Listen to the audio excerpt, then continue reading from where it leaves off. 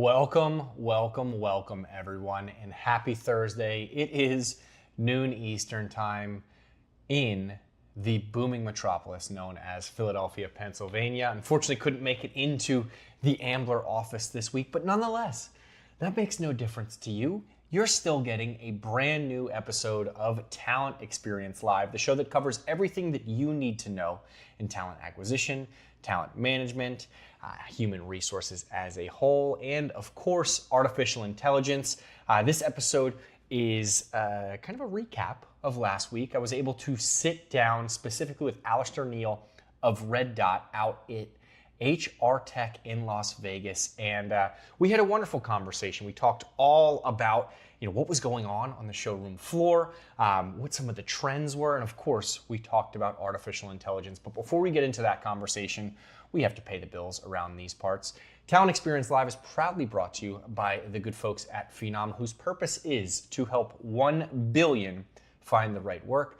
That is why we host this show every single Thursday, why we were at HR Tech in Vegas last week and Workday Rising, who could forget, why we have AI Day coming up next week, why we have our wonderful podcast with Cliff Yerkowitz called Unusual Attitudes, which airs Mondays on a monthly basis, why we have great webinars, great customers, and everything in between. So if any of that interests you at all, head on over to phenom.com to learn more. And the way that we help 1 billion find the right work is through our applied AI and intelligent talent experience platform. This helps candidates find the right fit faster, employees evolve in their current roles and beyond, recruiters achieve next level productivity and efficiency, and managers, they get to build better teams through data automation and analytics. Of course, I mentioned all of this is available at phenom.com. While you're there, request a demo if you are so inclined. Feel free to learn about our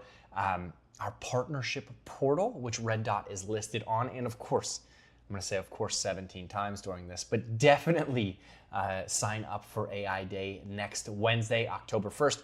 You won't want to miss it. This will be our third AI Day, and each one keeps getting bigger and better. I know we're going to have some customer speakers there, as well as some very technical conversations so that you can find out what AI really is.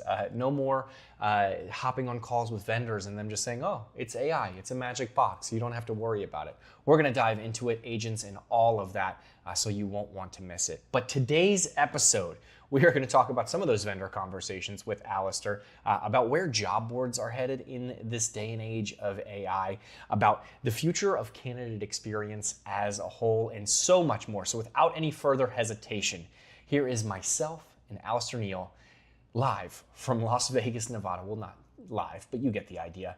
Last week at HR Tech. Enjoy the conversation. Welcome back to the program, Alistair. How are you? Always a pleasure to be here. Good to see you. I'm doing Always well. A pleasure to have you on. I know we spoke last night a little bit. Yeah. Don't worry, we're getting the jacket tailored for you. Recurring guest on the back. Was it 42 long? Was that? I wish. No, awesome to have you back, and I love doing these here at HR Tech, right? Yeah. Because I know you've been walking around, I've been walking around a ton. We get to talk a little bit about themes, right? Yeah. And what is happening. So for anyone who may not be here or may have missed that, what have you noticed kind of exploring the showroom floor? The approach I've taken when visiting with vendors that I don't recognize is everybody says they have AI. I feel like it's a requirement to get a booth here is you have to have AI somewhere in your booth. Yeah. But it's been interesting to see what the use cases are and what is truly AI and what's machine learning and what's just a marketing gimmick, so that they're not left out of the race. Yeah, I've noticed people have started to ask very pointed questions, right? I see you have AI everywhere, but Yeah. what does it do? Are you just hooking your technology up to a GPT and saying run with it? Yeah. So it's nice to see kind of people who are exploring options starting to get to ask the hard questions, right? Yeah, and I like to say, what task is this replacing? Because if they can't say you no longer have to do this, then it's not really going to be a benefit or stick around. I don't think much. It'll be part of the hype. Yeah, no, and it ties into kind of our next theme here, which is the human and AI portion. You mentioned it's a requirement to have AI on your booth, which as I look around, I think I can count 6 right right. now in an earshot. Yeah. As we look around, everyone is talking about artificial intelligence, and the one thing that I think has to be a part of the conversation, in addition to how does this work, is how do we keep the humans involved, right? Yeah. There are big promises on all of these booths that save thousands of hours and all sorts of things. How does that affect your current employment, and why is the human touch still so important? Because at the end of the day, like, we're still humans, Yeah. right? Like, I don't want to interact with machines 100% of the time. Like, at the end of the day, the machines, so to speak, should be to facilitate and speed the human connection elements, right? That's really where I see the purpose of the AI is, like, what tasks can you do that's my busy work so that I can spend more time on the actual human interaction? What do you hate doing? Let's take it away. I'll tell you, my favorite use case thus far is just note taking. Yeah. Right? Mm-hmm. Like, I can't read my own handwriting. Yeah.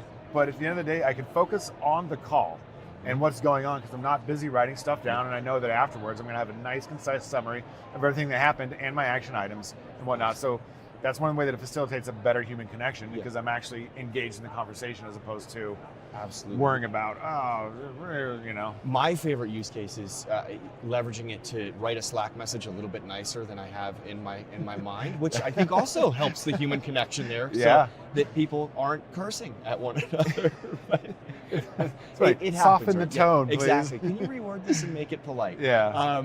But yeah, no, it's all super important, and I think as we talk about these specific use cases with note taking and stuff like that, I remember being a recruiter at events and chicken scratch all over resumes that were then stuffed into a laptop bag that then I had to sort through and try to read. To your point, it allows you to focus on that conversation to get better, more accurate notes. And I think at the end of the day, it will help candidates get a more personalized experience, right? Yeah. And how do you think that is impacting the candidate experience, right? We've been talking about it for years, but are we starting to see it get better for candidates already with just the year of AI being around? I think it is. It depends on how you look at it. Yeah. In some ways, right? Like, from the candidate experience, it makes it easier to apply to jobs. It makes it easier to tailor your resume, to tailor your cover letter. So there's a lot of elements there that, from a candidate, if I'm applying for stuff, I can apply to more jobs with better looking resumes and customized cover letters, which before would have taken a lot of man hours to create that. So it's good from that experience. But the flip side of that is now you have the companies that are getting all these candidates that are suddenly able to apply to all these jobs and easier. So then the candidate experience is like, I applied to the 50 jobs and I hear back, et cetera. But in some ways, yes, and in some ways no. Yeah. Right.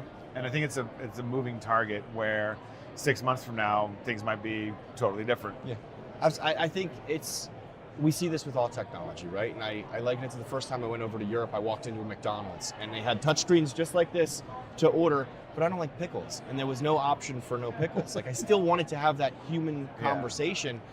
It made the process significantly faster and easier, but I didn't get the burger my way. So that's why I go to Burger King now, where I can have it my way. That's a cheap joke for you. Yeah, no, you got it. You got it as well. But I think the other thing that I want to talk to you in regards to this is, how is it impacting RedDot in your business? Job board, distribution, advertising, things like that. You mentioned candidates being able to apply to thousands of jobs. Yeah. Are they jumping to job boards more to find more options? How is it impacting that side? It impacts us where one of the things, before, if you had 10 applications, it didn't matter, you had 10 applications. So one of the things we really focus on is using sources that provide quality applications. You know, is this person real? Yep. Did they actually know that they applied for the job, et cetera? Like, there's a job board out there that we pulled out of our network because they had a button that said automatically apply to jobs. And so the companies are giving this job board money, essentially for spam applications. So I think the focus in the short term is where are the actual quality candidates coming from? How are those sources performing? Make sure you're buying real people that are interested in not buying people in the, I could have picked a better phrase there, but but paying for applications for candidates that really mean it. So I think the quality of the sources is going to get more and more important as we see the ease of application flow continuing. Yeah, absolutely, and especially with conversations around fraud detection and that sort of stuff coming up, where we're hearing people using GPTs live in the interview process, right? Yeah. If that is coming from a specific job board or a specific place, you may not want to post there because that's not one of the top 10, or 15 candidates that you mentioned. Yeah, if you are a candidate provider, a job board or a LinkedIn or Facebook or anything, but like I think it is paramount that you deliver candidates that are still a good fit for the job, that you're not out there just blasting applications everywhere, and really kind of as the front layer of candidate attraction, making sure that you are a participant in attracting the right candidates for your client, the company. Absolutely. Do you think that we talked a little bit about showing that you're human throughout the process, right? Where there's all of this automation. Do you think that that even levels up to kind of the job board advertising, aspect of it, where companies now, we've copy and pasted, job descriptions for years. Yeah. Now are we going to start to see some Easter eggs in there, some little things to say, hey, we're real. There's a human behind this. It wasn't all automated. I think so. Yeah. However, AI is progressing so quickly that how long till those Easter eggs are just AI Easter egg, like you just give the prompt of, hey, stick a little nugget in here that makes us sound like we're not on Jeopardy. Yeah. I think it's just gonna be a constant evolving battle. The way captions became a thing, and now it's like I gotta prove I'm human. Like, what's the next layer of making sure that it's humans interacting with humans at the right point in time? Absolutely. You know? And I think the consistent aspect of that is ensuring that there is always a human in the loop, right? Always in that process and reviewing things. You'll find this very funny. I was scrolling through LinkedIn as one does, popped on a job, clicked on it. The job description was copied directly from Amazon. It was an Audible job position. And they had their little spiel at the top, and then the bottom was like, we at Amazon, really pride as an equal opportunity employer. And I was like, well, that certainly wasn't AI, but it's not going to make me apply to this job. So I think you are 100% right. It is going to be a learning curve constantly from here on out. It always has been. It's going to continue to get more and more competitive. And we'll see what happens in the future. Yeah, and I mean, it's an exciting spot to be in, and the number one candidate, like the other really good use case for it is the number one candidate complaint for the longest time has been nobody ever got back to me.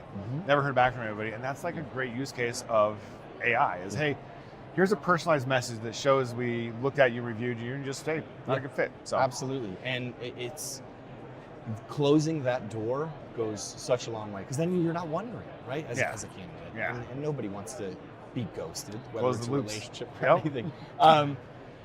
Let's see. I know I kind of went off script here. Is there anything else that you wanted to cover? Any overarching themes? Anything that you're excited to see? Just what's going on with Phenom. It's always the best booth around. Thank you. Yeah, swing by the booth. And for folks who maybe new to the podcast, I mentioned you've been here before. I'll give you your elevator pitch for RedDot. We are a marketing platform backed by a marketing agency that enables you to do not frontline workers, but frontline candidate attraction. So we do a lot of classic job ads on Indeed and optimizing Indeed, but we also do branding so that people are aware of your company on TikTok or Nextdoor or Reddit or whatever the next thing is that's going to be out here tomorrow. Awesome. Yeah. And I know we have some mutual customers that are always excited to talk about it. And I think we did a handshake deal last night to get them on stage at I Am Phenom this spring. We certainly did. Jennifer, Darren, you're on the hook. Exactly, and now it is recorded, so it'll be there forever. Yeah, looking forward to it. Alistair, thank you so much. David, I appreciate it's always it. a pleasure, man. It was a pleasure. Have a good one. Thanks so much again, Alistair, for joining. I'm going to get you the jacket. I promise. It probably won't be tomorrow. It probably won't be next week, but I will certainly get it to you by I Am Phenom. That is a promise. It is always super nice to have a conversation with you in a casual format where we can kind of joke, have some funs around some serious topics, right? Artificial intelligence is certainly something that is causing some worry for individuals in the human resources field, as well as definitely some confusion. So I was so excited to hear your learnings, where you think the overall market is headed, and so much more. Can't wait to chat with you more. If you're interested in learning more about RedDot, of course, you can head on over to their LinkedIn page or their website, or I know Alistair is okay with you reaching out to him on LinkedIn, and check out his content too. It's always a nice little fun treat. In the meantime, I hope everyone has a safe, happy, and healthy weekend. Register for AI Day, and we cannot wait to see you next Thursday, noon Eastern time, back in our humble abode in Ambler, Pennsylvania. Once again, thank you so much. See you then.